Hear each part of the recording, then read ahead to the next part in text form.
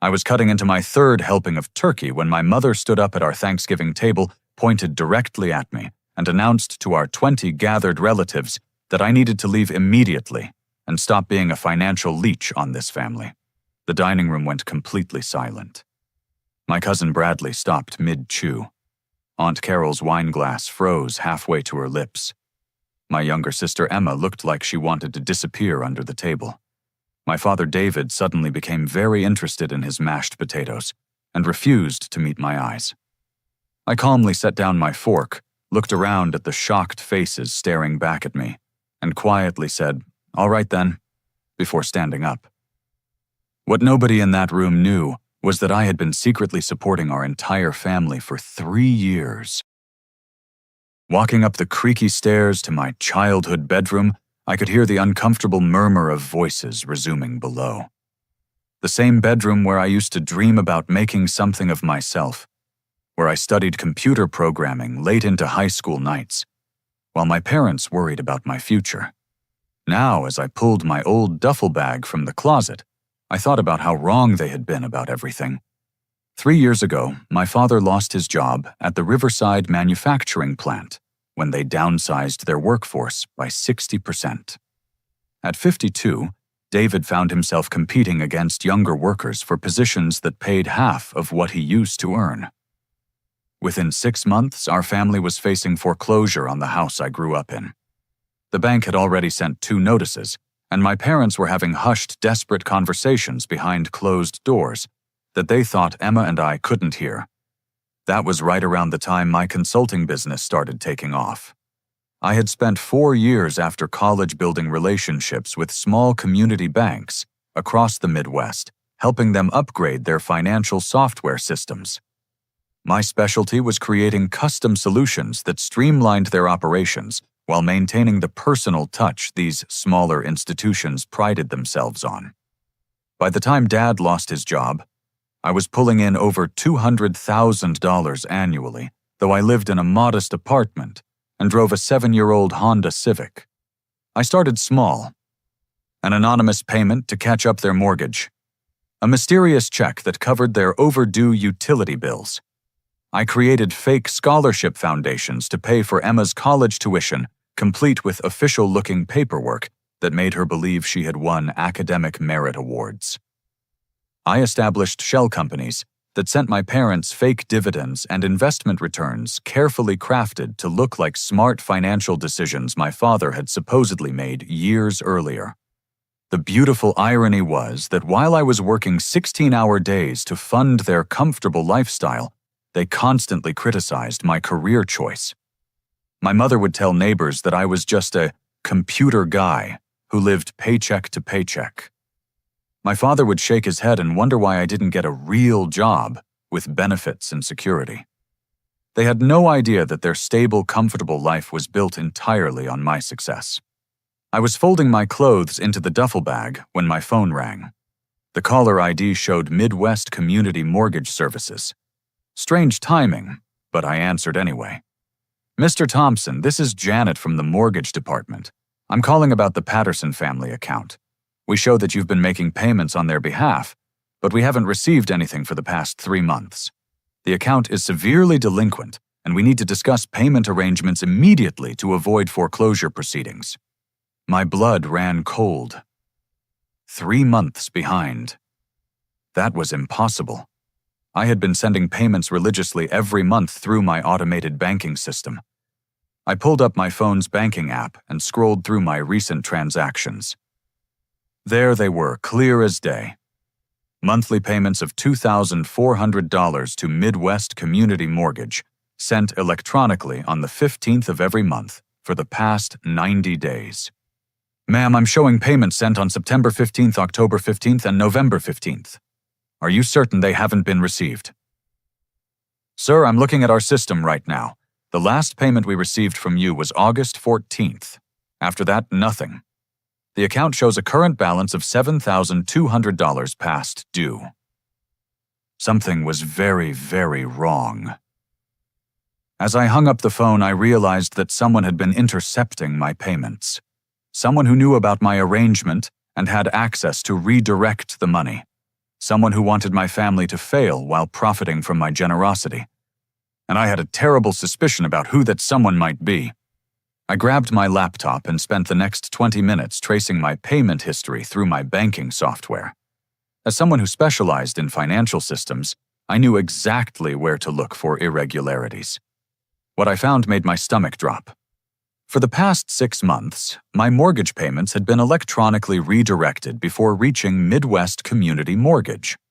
Instead of going to account number 447821 under my parents' names, they had been systematically rerouted to account number 448103 under a different name entirely. A name I recognized immediately. Bradley Patterson, my 28-year-old cousin, who worked as a junior loan officer at Riverside Community Bank. Bradley, who was sitting downstairs right now, probably enjoying his second helping of my money-funded turkey dinner. I dug deeper into the electronic trail, using my access to banking networks that most people could never navigate. What I discovered was a carefully orchestrated theft that had been going on for months. Bradley hadn't just stolen my mortgage payments. He had been intercepting various payments I made for the family and redirecting them into his own accounts. The utility payments I sent to keep their lights on, 70% had been skimmed off the top. The car payments for my father's truck Bradley had been pocketing half, while making minimum payments to keep the vehicle from being repossessed. Even some of the scholarship money I had been sending for Emma's college had been partially diverted. In total, Bradley had stolen over $70,000 of money intended to support our family. But that wasn't the worst part. The worst part was discovering how he had been spending it. 3 separate charges at Paradise Casino totaling $12,000. A vacation to Las Vegas that cost $8,000. A new motorcycle worth $15,000. Premium sports betting accounts with deposits that added up to more than $20,000. Designer clothes, expensive restaurant bills, and luxury hotel stays that painted the picture of a gambling addiction funded entirely by my family's security. While my parents worried about making ends meet and believed they were surviving on fake government assistance programs and imaginary investment returns, Bradley was living it up on money meant to keep them housed and fed. I was still staring at the evidence on my laptop screen when I heard footsteps on the stairs. Bradley's voice called out cheerfully, "Nick, your mom sent me up to see if you needed help packing. She feels bad about what happened downstairs." He appeared in my doorway, all smiles and fake concern. Bradley had always been the golden child of our extended family. Tall, athletic, with the kind of easy charm that made adults trust him immediately. He played baseball in high school, got decent grades without trying too hard, and landed his job at the bank through family connections. Everyone considered him the responsible, successful one. "I brought you a beer," he said, holding out a bottle. "Figured you could use one after that scene downstairs." "Thanks," I said, accepting the bottle but not opening it. "Bradley, can I ask you something?" "Sure, cuz, anything." "You work at Riverside Community Bank, right in the loan department." His smile flickered for just a moment. "Yeah, that's right. Why, just curious about how electronic banking transfers work. You know, the technical side of things. I've been having some issues with my business payments lately." "Oh." He relaxed slightly. "Yeah, electronic transfers can be tricky. Lots of things can go wrong. Numbers get mistyped, accounts get mixed up. Happens more than you'd think." "Interesting. So if someone wanted to redirect a payment, how would they do that?" Now his smile disappeared entirely. Bradley sat down on my old desk chair and studied my face carefully. "Nick, what exactly are you getting at?" I closed my laptop and looked directly at him.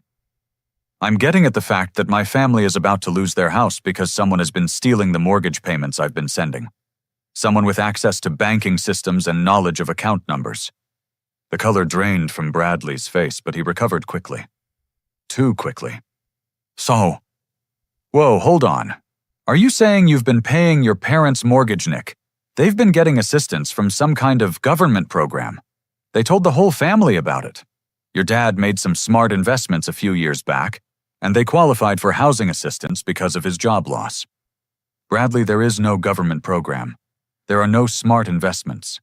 Every dollar keeping this family afloat has come from me. And for the past 6 months, someone has been stealing that money and letting my family slide toward foreclosure while they funded their gambling addiction. Bradley stood up abruptly, his friendly demeanor evaporating completely. You're out of line, Nick. You can't just throw accusations around like that. You think I would steal from family? You think I'd let Uncle David lose his house? I don't think it, Bradley. I know it. I have the electronic records, the account numbers, and the transaction trails. I know about Paradise Casino, about Las Vegas, about the motorcycle. I know about all of it. For a long moment, we stared at each other in silence. Then Bradley's expression changed into something I had never seen before. Something cold and calculating. You know what your problem is, Nick. You think you're so much smarter than everyone else.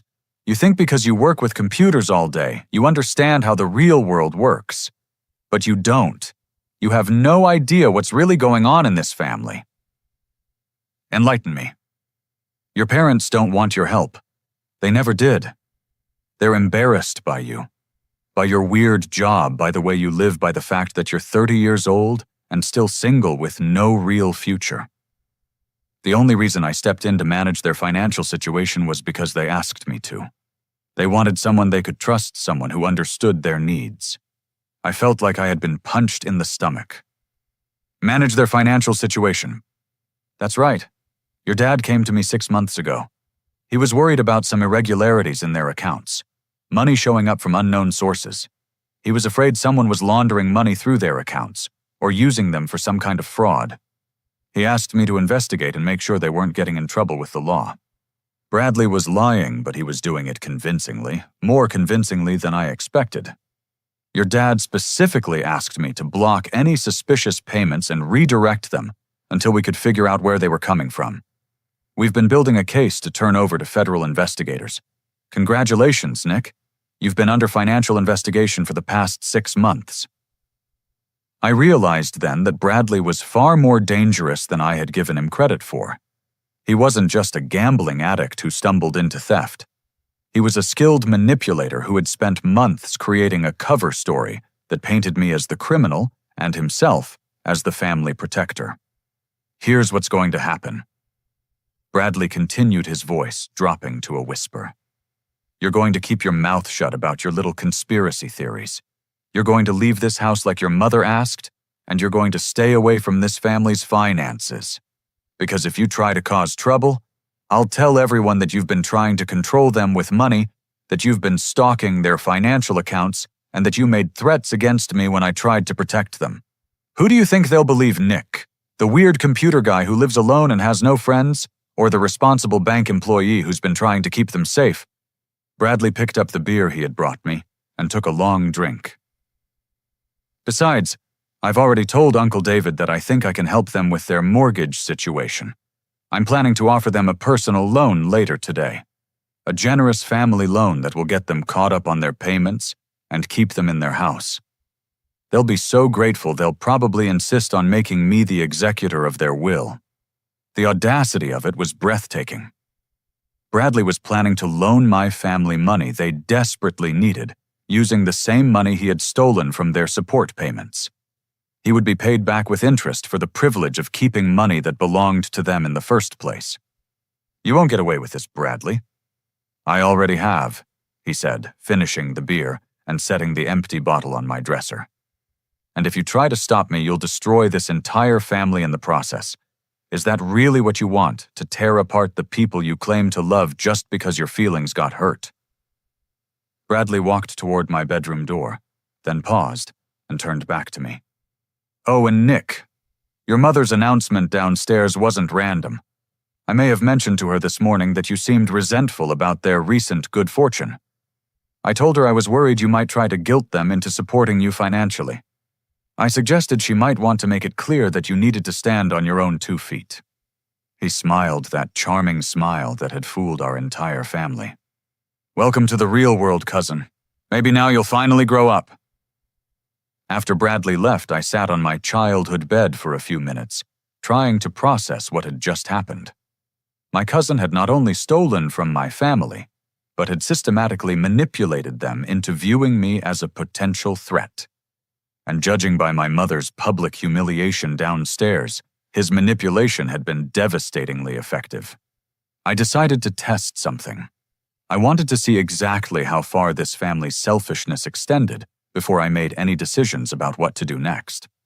I walked back downstairs to find the family cleaning up from dinner. The good china was being carefully wrapped and stored away. Leftover turkey was being divided into containers, and the dining room table was being cleared of the remnants of our Thanksgiving feast.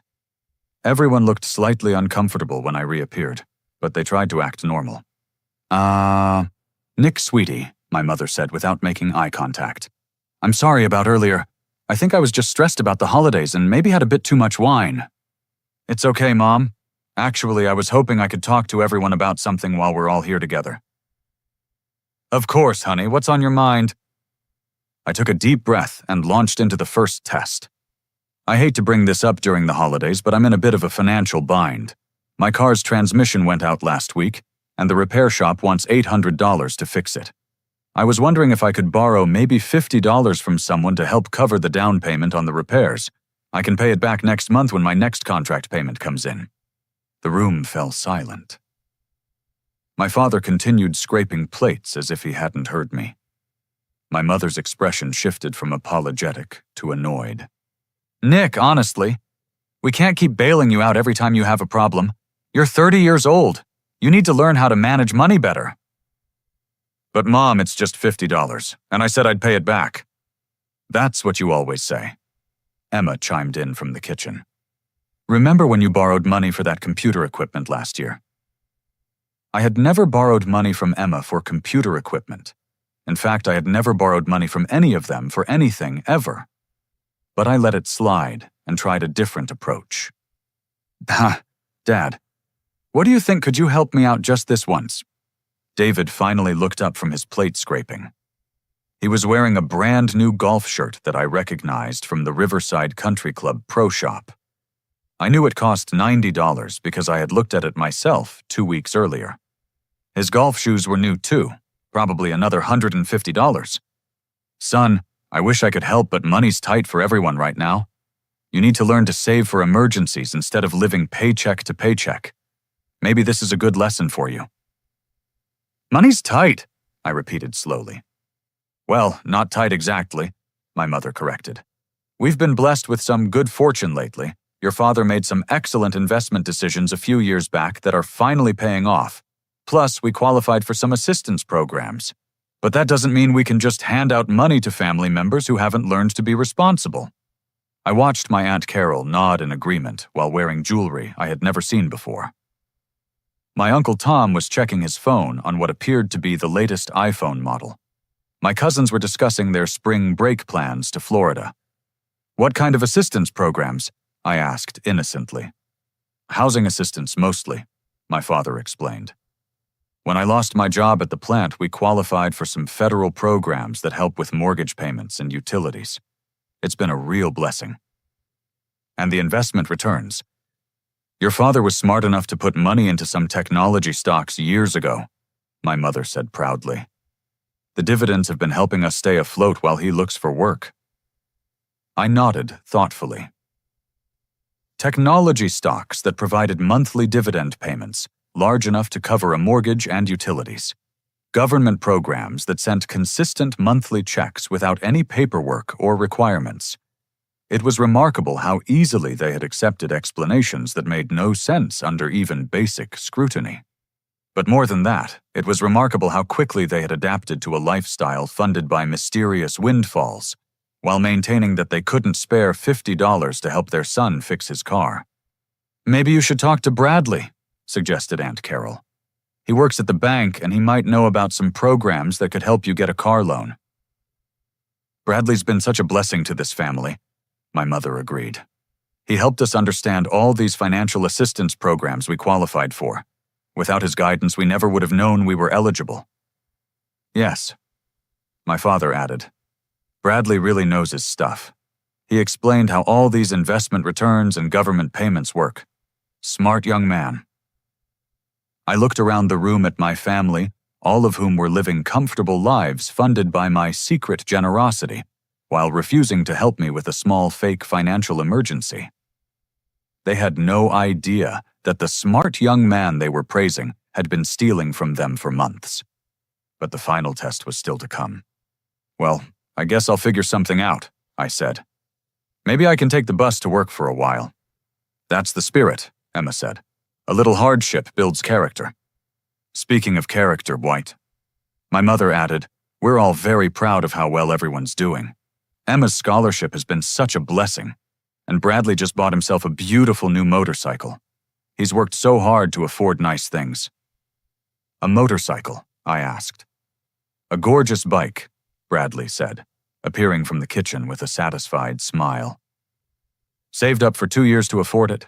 There's nothing like the feeling of earning something through hard work and discipline." "I'm sure there isn't," I replied. As if on cue, my mother's phone buzzed with a text message. She read it and frowned. "That's strange. The mortgage company just sent a message saying our account is past due. That must be some kind of mistake." "I'll call them tomorrow and straighten it out," my father said dismissively. "Computer systems make errors all the time." "Actually," Bradley interjected smoothly, "I've been meaning to talk to you about that. I noticed some irregularities in your account when I was helping you monitor your finances. Nothing serious, but I think there might be some confusion about payment processing. I was going to suggest that maybe I could help by providing a short-term loan to get everything caught up while we sort out the paperwork." "Oh, Bradley, that's so generous of you," my mother gushed. "That's what family is for," he replied, looking directly at me as he said it.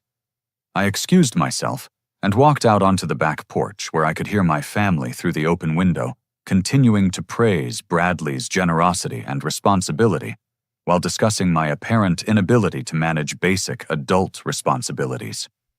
"I just don't understand where we went wrong with Nick," my mother was saying. "Emma turned out so well, but Nick seems lost. He's 30 years old and still can't afford to fix his own car." "Some people are just late bloomers," my father replied. "Maybe this will motivate him to finally get his act together." "I hope so," Emma added. "It's embarrassing when people ask what my brother does for work. I mean, computer consulting sounds impressive, but obviously, it doesn't pay well if he can't even afford car repairs." "Maybe he should consider going back to school," suggested Aunt Carol. "Learning a trade or something more stable. Bradley's always said that people in the financial industry do well," my mother mused. "Perhaps Nick should consider following his example." Standing on the porch in the cold November air, listening to my family discuss my failures while wearing clothes and jewelry purchased with money I earned, I finally understood the true nature of the people I had been sacrificing for. They weren't just ungrateful. They were cruel. They were small-minded, selfish people who had built their comfortable lives on my generosity while convincing themselves that I was the family disappointment. And they were about to learn exactly what disappointment really felt like. But first I needed to gather more evidence. I pulled out my phone and started recording. I stepped further away from the house and called my business attorney, Sarah Thompson. Sarah had handled my corporate contracts for 3 years, and I trusted her completely. More importantly, she specialized in financial crime and family law. "Nick, you're calling on Thanksgiving. This must be serious." "Sarah, I need legal advice about a complicated situation involving theft fraud and family finances. How quickly can you review financial documents and build a case?" "Depends on the complexity, but I can work over the weekend if it's urgent. What are we looking at?" I explained the situation in detail. The 3 years of family support, Bradley's systematic theft, the redirected payments, and the upcoming foreclosure. Sarah listened without interrupting, occasionally asking for clarification on dates and amounts. "Nick, this is a federal crime. Wire fraud, bank fraud, possibly money laundering. We're talking about felony charges that could result in serious prison time. How much documentation do you have?" "Complete electronic records of every transaction. Banking statements, account numbers, routing information, and evidence of where the stolen money went." I can also prove the family believed they were receiving government assistance and investment returns that don't exist. Good. What do you want to achieve here? Criminal prosecution, civil recovery, family reconciliation. I thought about my mother's public humiliation, my father's lecture about responsibility while wearing clothes. I bought Emma's embarrassment about my supposed failures, and the family's complete dismissal of my request for $50 in help. I want Justice Sarah, but I also want them to understand what they've lost. Is there a way to stop all financial support immediately while protecting myself from tax consequences? Absolutely. In fact, you should have structured this differently from the beginning. Anonymous gifts to family members without proper documentation create massive tax liabilities for you. We need to immediately establish that you're ceasing all financial support and transfer legal responsibility back to them. How quickly can you make that happen? I can file emergency paperwork tomorrow that terminates your financial obligations and establishes a clear legal separation between your finances and theirs. I can also prepare the criminal complaint against your cousin and file it with federal prosecutors by Monday. Do it, all of it. Nick, I need to ask, are you prepared for the consequences of this? Your family is going to face foreclosure, repossession, and significant financial hardship. Your cousin is going to prison. This will likely destroy your family relationships permanently. I looked through the window at my family, still discussing my character flaws, while planning how to spend Bradley's generous loan of money stolen from their own support payments. Sarah, they've already destroyed our relationship. They just don't know it yet. What I'm doing is showing them the natural consequences of their choices. All right, I'll need you to send me every financial document you have tonight. Bank statements, transaction records, payment confirmations, everything. Can you do that? Absolutely. One more thing. Do you want to give them a chance to make this right before we file criminal charges? Sometimes family situations can be resolved without involving law enforcement. I'm going to give them exactly one chance, but they'll need to earn it. After hanging up with Sarah, I called my accountant, James Rodriguez. James had been managing my business finances since I started the consulting company, and he understood the tax implications of my family support better than anyone. Nick, good to hear from you. How's the holiday? Complicated, James. I need to talk to you about the family financial support situation we discussed last year. The anonymous gifts. What about them? I need to stop them immediately and restructure everything to minimize my tax exposure. Also, it turns out someone has been stealing a portion of the support payments for the past 6 months. There was a long pause. Nick, we need to meet first thing Monday morning. The tax implications of this are more serious than I think you realize. How serious? Because you've been making substantial anonymous gifts to family members without proper documentation or gift tax filings. The IRS could treat them as taxable income for you. We're talking about potentially over $100,000 in unexpected tax liability. Add to that the fact that you've been deducting business expenses while supporting family members, and you could be looking at penalties and interest that would bankrupt you. My stomach dropped. What are my options? We need to immediately establish a clear legal separation between your finances and your families. You need to formally notify them that all financial support is ending, and why. We need to document the theft for tax recovery purposes, and we need to restructure your tax filings for the past 3 years to properly account for the gifts. Can you handle all of that this weekend? I'll have to. Nick, if you don't address this immediately, you could lose everything. The tax liability alone could force you into bankruptcy.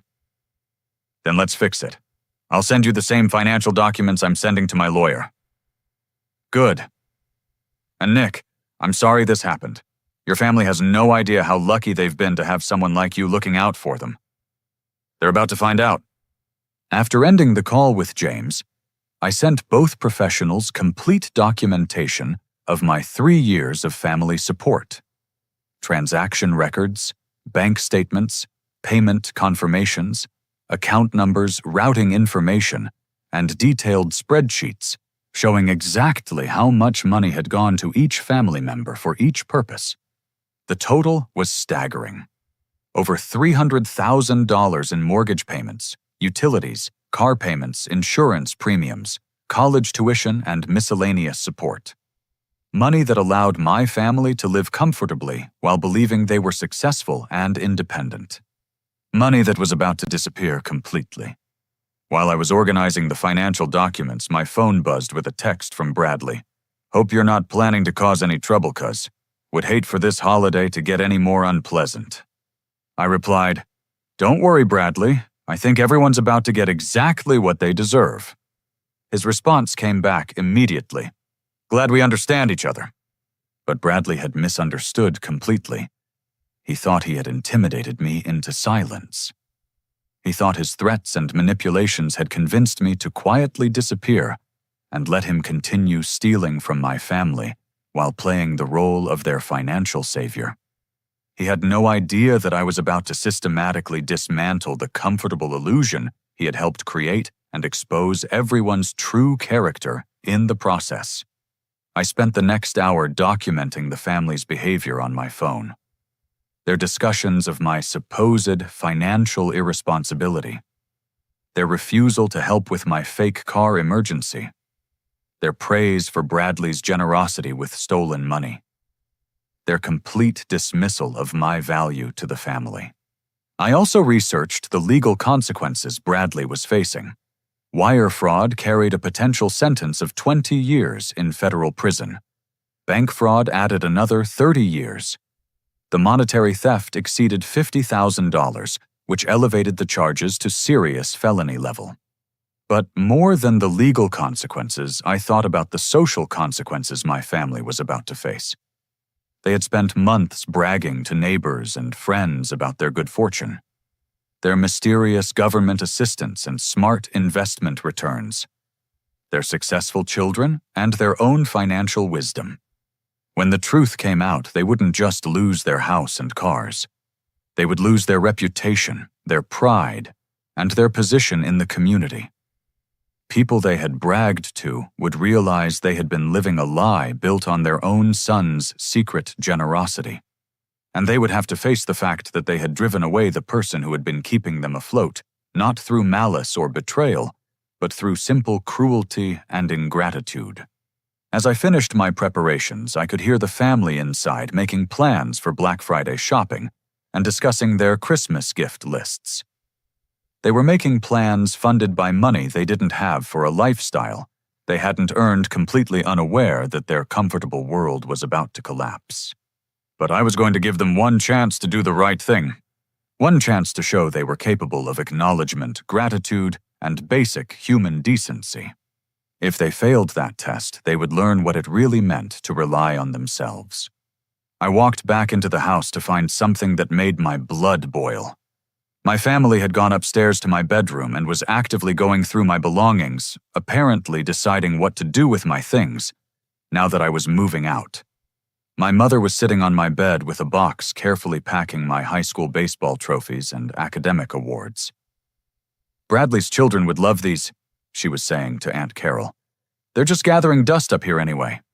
My father was boxing up my old books, including first edition novels I had collected over the years, and technical manuals that had cost me hundreds of dollars. "Emma can use these for her college courses," he announced. "No point in leaving valuable books unused." Emma herself was going through my dresser drawers, pulling out clothes and accessories. "Some of these sweaters would fit me perfectly," she was telling my cousin Jennifer. Nick never really had much fashion sense anyway. But the scene that made me see red was Bradley sitting at my old desk rifling through my laptop bag and looking at my business documents with obvious curiosity. "Bradley, what are you doing with my laptop bag?" He looked up with that same charming smile. "Oh, just making sure you didn't leave anything important behind. Your mom asked me to help pack your technical stuff since she doesn't understand computers. I didn't ask you to go through my business documents." "Relax, cuz. I'm not reading your corporate secrets, just trying to be helpful." He held up a folder containing client contracts. "Although I have to say, for someone who makes a living with computers, you don't seem to have much business coming in." Most of these contracts are pretty small. The rest of the family paused their treasure hunting to listen to Bradley's assessment of my apparent business failures. Actually, I said calmly, those are just the local contracts. My major clients are handled through a different file system. Sure they are, Bradley replied with a condescending chuckle. Look, Nick, there's no shame in struggling.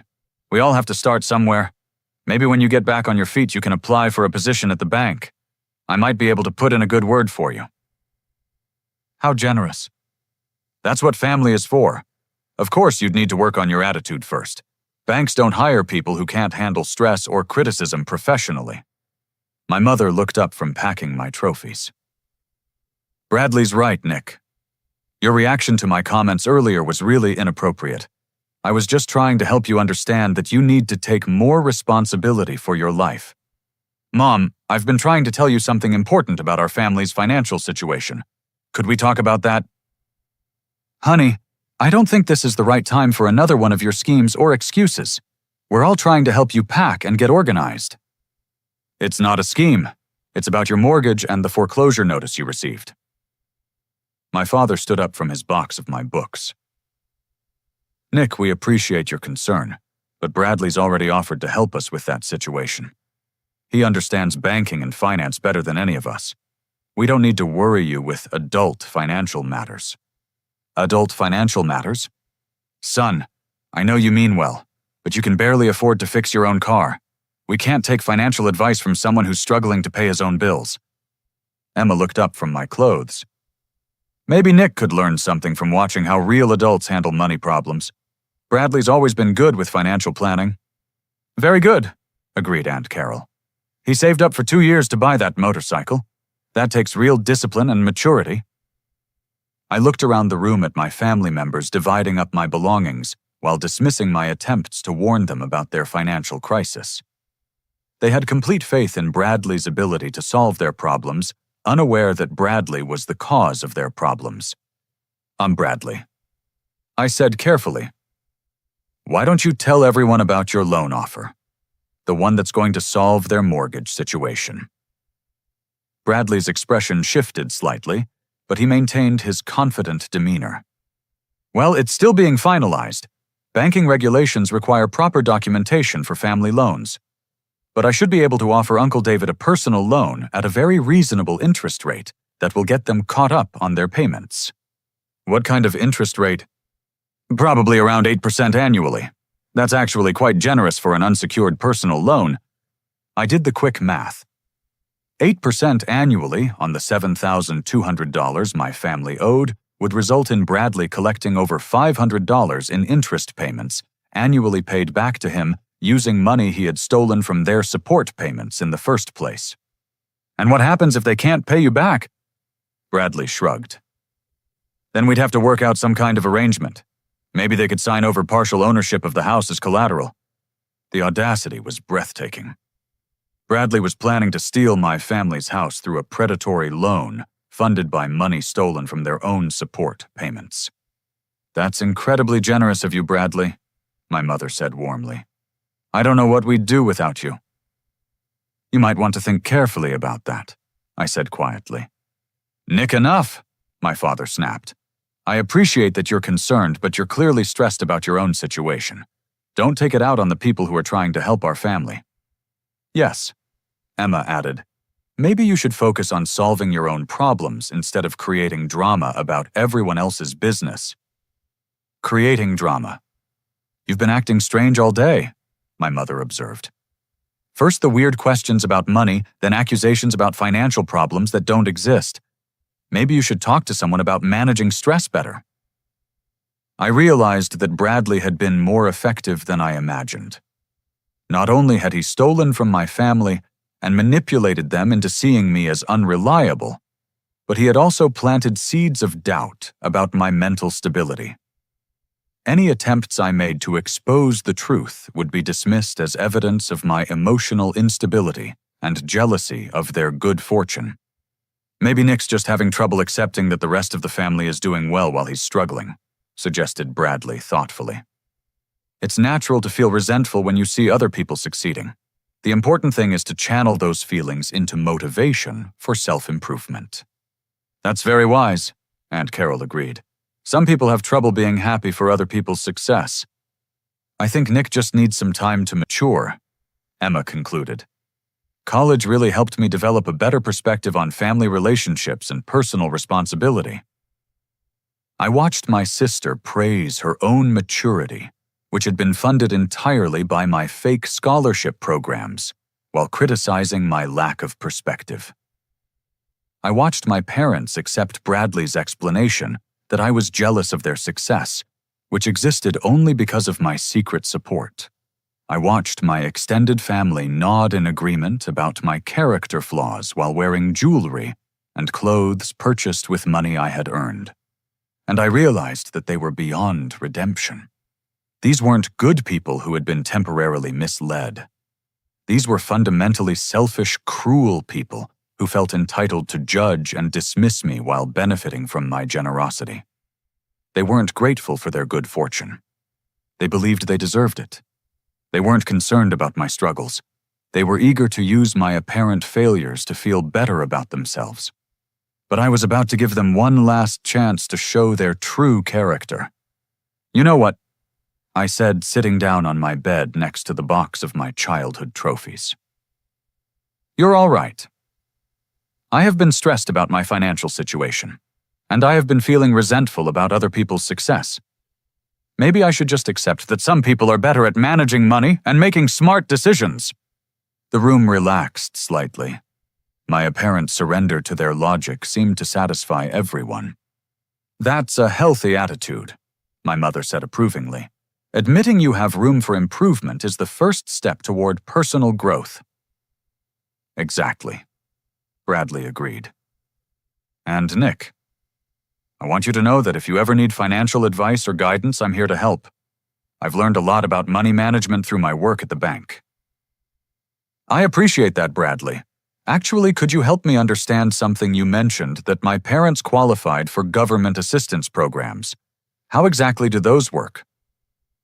Well, there are various federal and state programs designed to help families during economic hardship.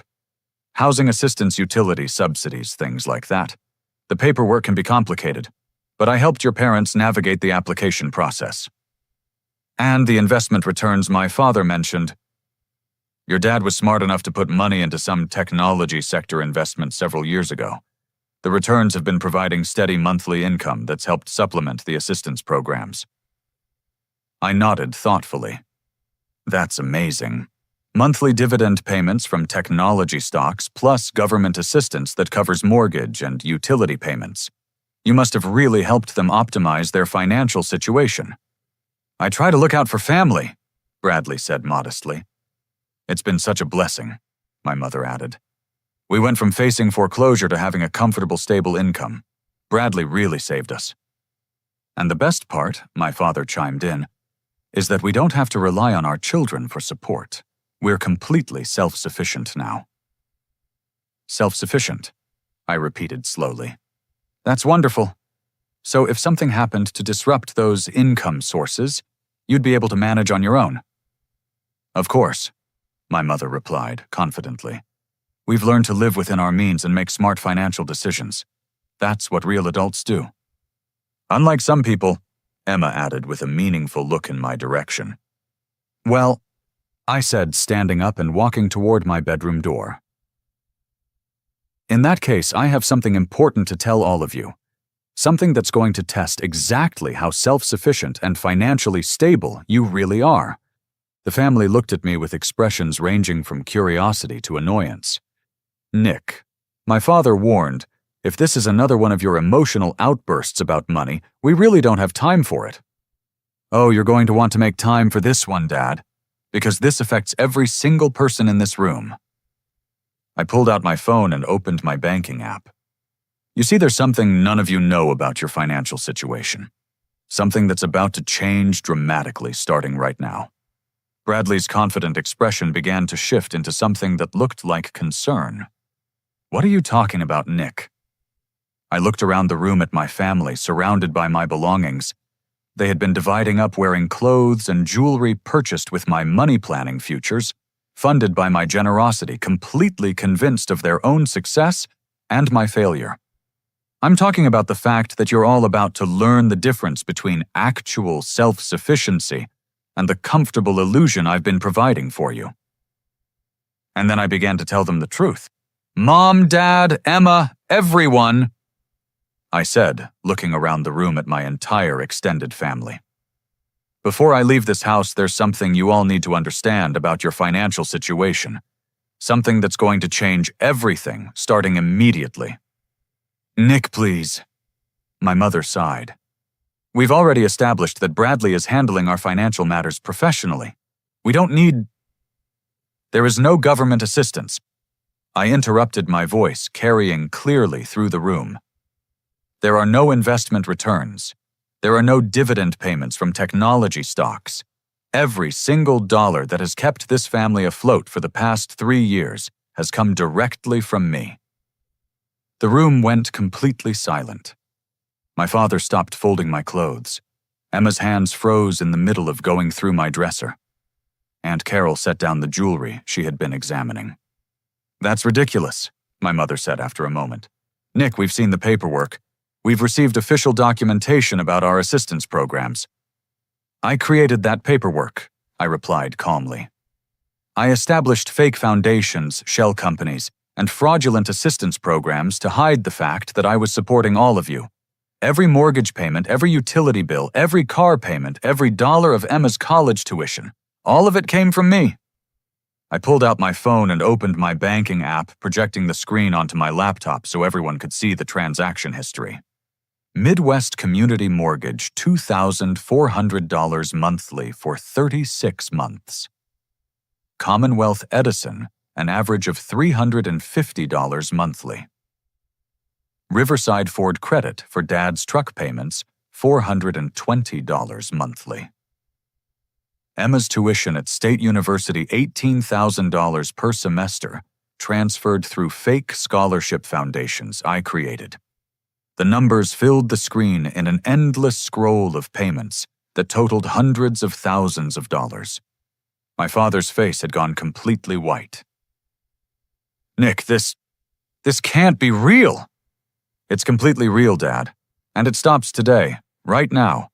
I've already filed legal paperwork terminating all financial support and transferring legal responsibility back to you. But the government programs, my mother whispered. The assistance applications Bradley helped us file. There were no applications, I said, looking directly at Bradley, whose charming smile had completely disappeared. Bradley never helped you apply for anything, but he did help himself to a significant portion of the money I was sending to support you. That's a lie, Bradley said quickly. Uncle David, don't listen to him. He's having some kind of breakdown. This is exactly the kind of behavior I was worried about. Bradley, I continued, has been systematically stealing from your support payments for the past 6 months. The mortgage payments you think you've been receiving, 70% went into Bradley's gambling accounts. The utility assistance half was redirected to fund his Las Vegas vacations. In total, Bradley has stolen over $70,000 that was meant to keep you housed and fed. I switched screens on my laptop to show Bradley's banking activity and gambling records. Paradise Casino, $12,000 in withdrawals. Las Vegas Vacation, $8,000. New motorcycle, $15,000. Sports betting accounts, over $20,000 in deposits. All funded with money stolen from your family's support payments. Bradley's face had gone from confident to desperate. You're insane, Nick. You can't just throw around accusations like this. I've been trying to help this family. Have you, Bradley? Is that why you redirected their mortgage payments for 3 months, causing them to face foreclosure? Is that why you planned to offer them a predatory loan, using their own stolen support money, and then charge them interest on it? My mother stood up shakily. Bradley, is this true? Of course it's not true. Nick is making this up because he's jealous of our success. He's been spying on our financial accounts and creating these fake records to make himself look important. These aren't fake records, I said, pulling out printed bank statements and transaction logs. These are official banking documents showing 3 years of systematic support and 6 months of systematic theft. Every payment is documented, every transaction is traceable, every dollar is accounted for. I handed the documents to my father, who began reading them with growing horror. David, I continued, you're going to receive a foreclosure notice next week because Bradley has been stealing your mortgage payments. Your truck is going to be repossessed because he's been pocketing half the car payments. Your utilities are going to be shut off because he's been redirecting the money to fund his gambling addiction. This is insane, Emma said, though her voice lacked conviction. Nick, why would you make something like this up? I'm not making it up, Emma. Your full scholarship to State University never existed. I created fake academic foundations and merit award programs to pay your tuition without you knowing the money came from me. You've been attending college on my dime while believing you earned it through academic achievement. Emma sat down hard on my desk chair, staring at the documents I had handed her. The Patterson Academic Excellence Foundation doesn't exist. The Midwest Merit Scholarship Program doesn't exist. The Technology Innovation Grant that paid for your laptop and textbooks doesn't exist. I created them all to hide the fact that I was funding your education. But I earned those scholarships, Emma whispered. I had the grades, I wrote the essays. You did earn them, Emma. I made sure the fake selection criteria matched your actual achievements. But the money came from me, not from academic institutions that never existed. My father looked up from the bank statements, his face pale and shocked. Nick, this shows payments going back 3 years. You've been paying for everything. Everything, Dad. The house, the cars, the utilities, Emma's education, even the Christmas and birthday gifts you thought you were buying with investment returns. All of it came from my consulting business while I lived in a modest apartment and drove a 7-year-old Honda Civic. But why? My mother asked, tears starting to form in her eyes. Why didn't you tell us? Because I knew you'd refuse the help out of pride, and I couldn't stand watching you lose everything. I thought I was protecting your dignity while keeping the family together. And you never said anything. I never said anything because I wanted you to maintain your independence and self-respect. I never expected to be publicly humiliated and told to leave because I was supposedly a financial burden on the family. The room fell completely silent except for the sound of Emma crying quietly. So when you asked for $50 for car repairs, my father began. I was testing you. I wanted to see if the family I had been secretly supporting for 3 years would help me with a small emergency. You refused and lectured me about financial responsibility while wearing clothes and jewelry I paid for. Bradley made one last desperate attempt to control the narrative. Even if Nick did help with some payments, that doesn't prove I stole anything. He's paranoid and unstable. He's been tracking our family's private financial information without permission. Bradley, I said, turning to face him directly. I have security camera footage from Paradise Casino showing you gambling with money that was supposed to pay my family's mortgage. I have hotel receipts from Las Vegas paid for with redirected utility money. I have purchase records for your motorcycle bought with stolen family support funds. I have detailed financial records showing exactly when you gained access to my family's account numbers and began redirecting their payments. I pulled up the final piece of evidence on my laptop screen. Most importantly, I have recorded conversations from earlier today where you admitted to intercepting payments, threatened to frame me as financially abusive, and detailed your plan to loan my family their own stolen money at 8% interest. Bradley's face collapsed completely. You recorded our conversation. Every word, including your confession that you manipulated my mother into believing I was jealous and resentful of their success, including your threat to destroy my reputation if I exposed your theft, including your plan to eventually gain control of their house through predatory lending. The room erupted in shocked voices as the family members began to understand the full scope of what had been happening. Bradley stole from us, Aunt Carol asked incredulously.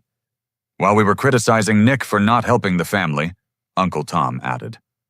While Nick was actually paying for everything, Jennifer whispered. I need to sit down, my mother said, lowering herself onto my bed. Nick, I called you a financial leech, in front of everyone, while you were secretly supporting our entire family, You did, Mom. You told me to stop relying on the family while I was actually supporting the family. You refused to help me with $50 while living in a house I was paying for. And Bradley, my father said slowly, you were stealing from us while pretending to help us. Bradley's confident demeanor had completely crumbled. It's not what it looks like. I was going to pay everything back. I just needed some short-term funds to cover some investments that went wrong. Gambling debts, I corrected. Not investments. Gambling debts that you covered by stealing from your own family's security. And you were going to charge us interest on our own stolen money, my mother asked in disbelief. I was trying to help. I thought if I could just get back to even I could repay everything and no one would have to know. By letting us face foreclosure, my father demanded. By planning to take ownership of our house. The family's shock was turning to anger as they realized the full extent of Bradley's betrayal and their own mistreatment of me. Nick, Emma said through her tears, I'm so sorry. I had no idea. We all thought, we believed. You believed what you wanted to believe, Emma. That you were successful and independent while your brother was a failure. It was easier to accept that narrative than to question how your comfortable lifestyle was possible. But we didn't know, my mother protested. How could we have known? You could have questioned how a family facing foreclosure suddenly received perfect financial assistance with no paperwork or requirements. You could have wondered how Dad's supposed technology investments provided exactly enough monthly income to cover your specific bills. You could have been curious about why your good fortune coincided perfectly with my career success. But you didn't want to know, because knowing would have complicated your sense of independence. I closed my laptop and looked around the room at my family. So here's what happens next. All financial support stops immediately. The mortgage payments, utility assistance, car payments, and college funding end today. You have 1 week to make arrangements for your actual financial responsibilities before the foreclosure proceedings begin. 1 week, my father asked desperately. Nick, we can't possibly. You're self-sufficient. Remember, you told me just an hour ago that you were completely independent and didn't need to rely on your children for support. Now you get to prove it. But Nick, my mother pleaded, surely we can work something out. We're family. We made mistakes, but we can fix this. I looked at the woman who had publicly humiliated me in front of 20 relatives, who had refused to lend me $50 while living in a house I paid for, who had spent the evening criticizing my character while praising my thief cousin. We can discuss the possibility of rebuilding our relationship, Mom. But first, you're all going to experience what it's actually like to be financially responsible for yourselves. You're going to learn the difference between earned success and supported comfort. And you're going to face the consequences of your choices without my protection. I picked up my duffel bag and headed for the door. Nick, wait! Emma called after me. Where are you going? What are we supposed to do? I turned back to look at my family one last time. They were sitting among the boxes of my belongings they had been dividing up, surrounded by evidence of their own ingratitude and cruelty, finally understanding the true source of their comfort and security. Emma, you're going to do exactly what you've been telling me to do all day. You're going to take responsibility for your own lives, learn to manage money properly, and stop relying on other people to solve your problems. And Bradley, my father asked. I looked at my cousin, who was staring at the floor in complete defeat. Bradley is going to federal prison for wire fraud, bank fraud, and theft of over $70,000. The FBI will be contacting him Monday morning. Nick, please, Bradley said desperately. I'll pay everything back. I'll make this right. Don't destroy my life over this. Bradley, you destroyed your own life when you chose to steal from your family and manipulate them into hating their own son. You destroyed your life when you decided to profit from their desperation while letting them face foreclosure. I'm not destroying anything. I'm simply removing the protection that allowed you to avoid the consequences of your choices. I walked out of my childhood bedroom for the last time, leaving my family to confront the reality of their situation without me. As I reached the bottom of the stairs, I could hear them beginning to argue among themselves. voices raised in accusation, denial, and panic as they realized the magnitude of their crisis. But for the first time in 3 years, their crisis was truly their own. 6 months later, I was sitting in my new downtown office when my assistant buzzed me with a call. "Nick, there's a Susan Patterson online too. She says she's your mother." I hadn't spoken to my family since Thanksgiving. My lawyer Sarah had handled all communications regarding Bradley's prosecution and the family's financial transition, but I had been wondering when this call would come. "Hello, Mom?" "Nick, honey, thank you for taking my call. I wasn't sure you would." Her voice sounded different. Older, more tired, but also somehow more genuine than I remembered. "How are things going?" "They've been challenging, but we're managing. Your father found a job at the new logistics center, and I'm working part-time at the community center. Emma transferred to the local community college, and she's working nights to pay her tuition. And the house. We lost it. We're renting a small apartment on the south side. It's not much, but it's ours. We're paying our own bills for the first time in 3 years." I felt a complex mix of emotions. Relief that they were surviving sadness about their losses and something else I couldn't quite identify. "I'm sorry it worked out that way, Mom." "Don't be sorry, Nick. We needed to learn how to take care of ourselves. We needed to understand what we had been taking for granted." There was a long pause before she continued. "Nick, I called to ask if you would meet with us. Not to ask for money or help, but to apologize. Really apologize. Your father and Emma and I have been going to family counseling, and we've learned some difficult things about ourselves and our behavior." "What kind of things?" "We learned that we treated you terribly. Not just on Thanksgiving, but for years. We took your success for granted. We dismissed your career. We criticized your choices. And we never once asked if you needed support or encouragement. We were selfish, ungrateful people who felt entitled to judge the person who was keeping us afloat." Her voice broke slightly. "We learned that when someone loves you enough to sacrifice their own comfort for your well-being, and you respond with cruelty and dismissal, you don't deserve their continued love. We learned that we nearly lost the most generous, caring person in our family because we were too proud and stupid to appreciate him." "Mom?" "Let me finish, honey. We also learned that what happened with Bradley wasn't just theft. It was a symptom of our family's dysfunction. We were so eager to believe in easy solutions and magical windfalls that we never questioned obvious lies. We were so comfortable with unearned benefits that we never wondered where they really came from. We created an environment where someone like Bradley could manipulate us because we wanted to believe we were successful without effort." I found myself genuinely impressed by her self-reflection. "What happened to Bradley?" "He was sentenced to 6 years in federal prison. His wife divorced him and he lost everything. But Nick, I need you to know that we don't see him as the villain in this story.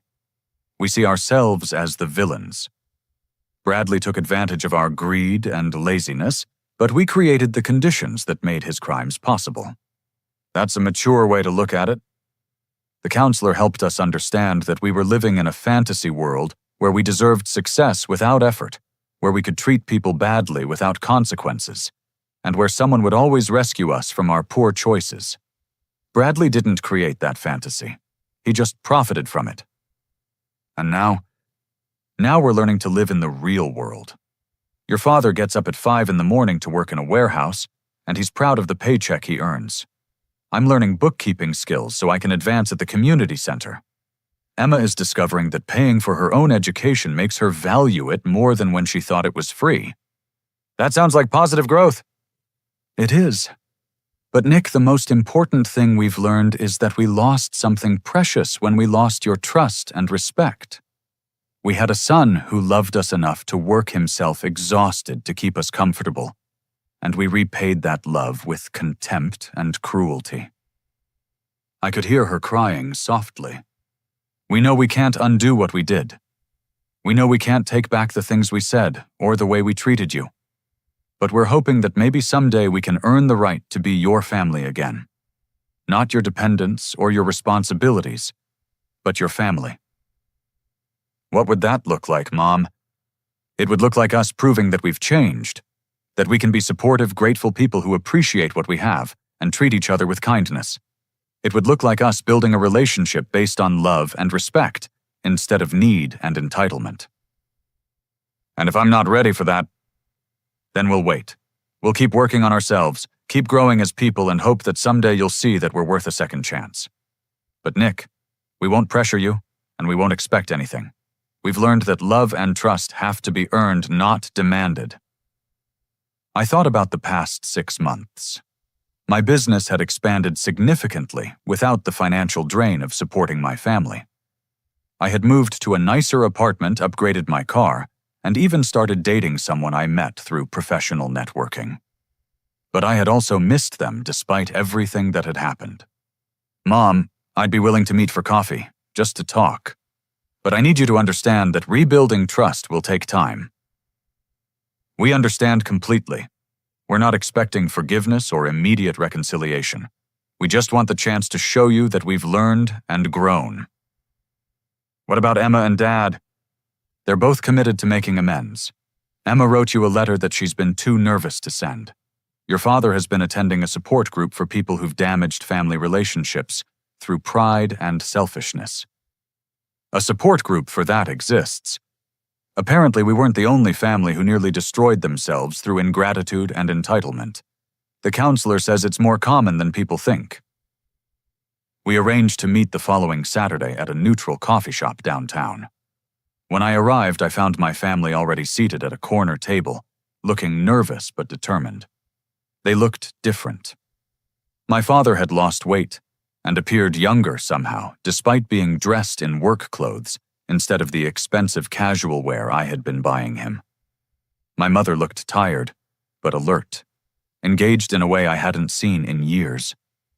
Emma seemed more mature, more focused, less entitled than the college student who had criticized my financial irresponsibility. The conversation was awkward at first, but gradually became more natural as we talked about their new lives, their challenges, and their discoveries about themselves.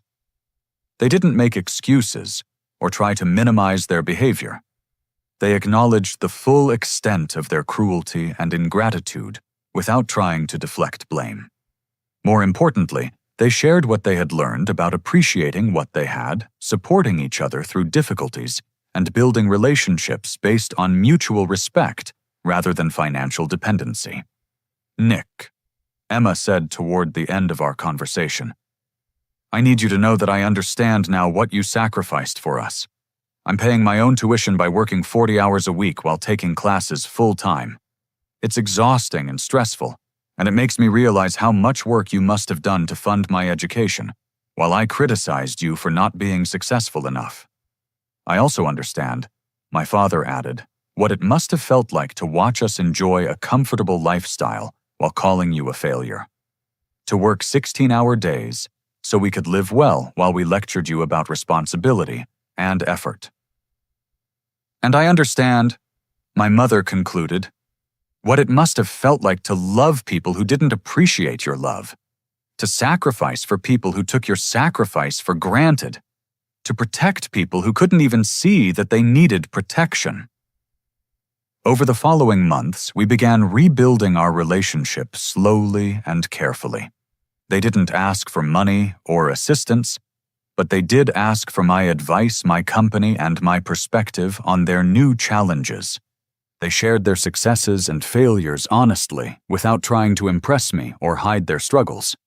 Most importantly, they demonstrated through their actions that they had fundamentally changed their approach to family relationships. They supported each other through difficulties without expecting someone else to solve their problems. They celebrated each other's achievements without feeling entitled to share in the benefits. They treated each other with kindness and respect, even when stressed or frustrated. A year after that first coffee meeting, I helped my father move into a small house he had saved up to buy.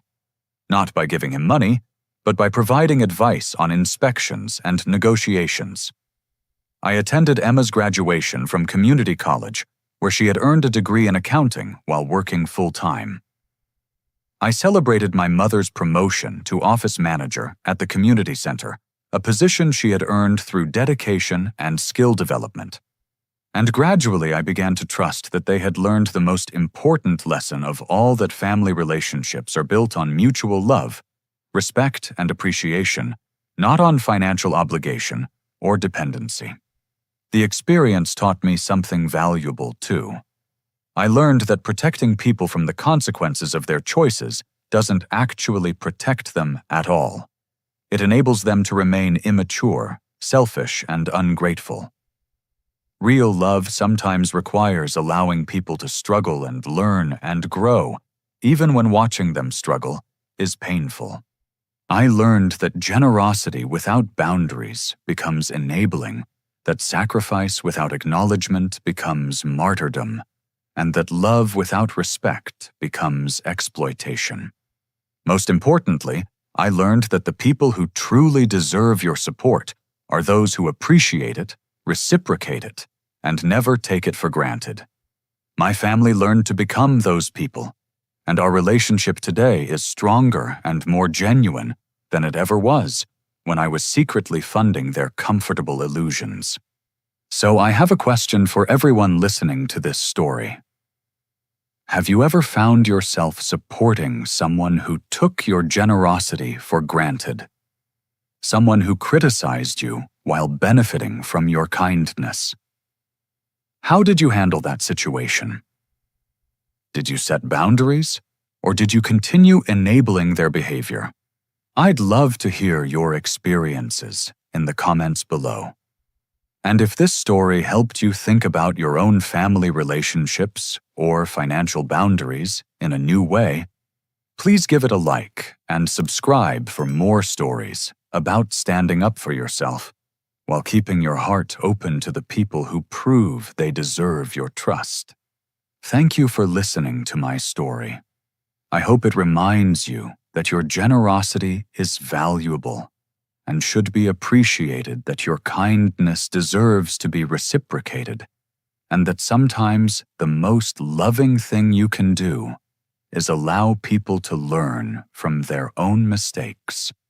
Remember, true family isn't about obligation or dependency.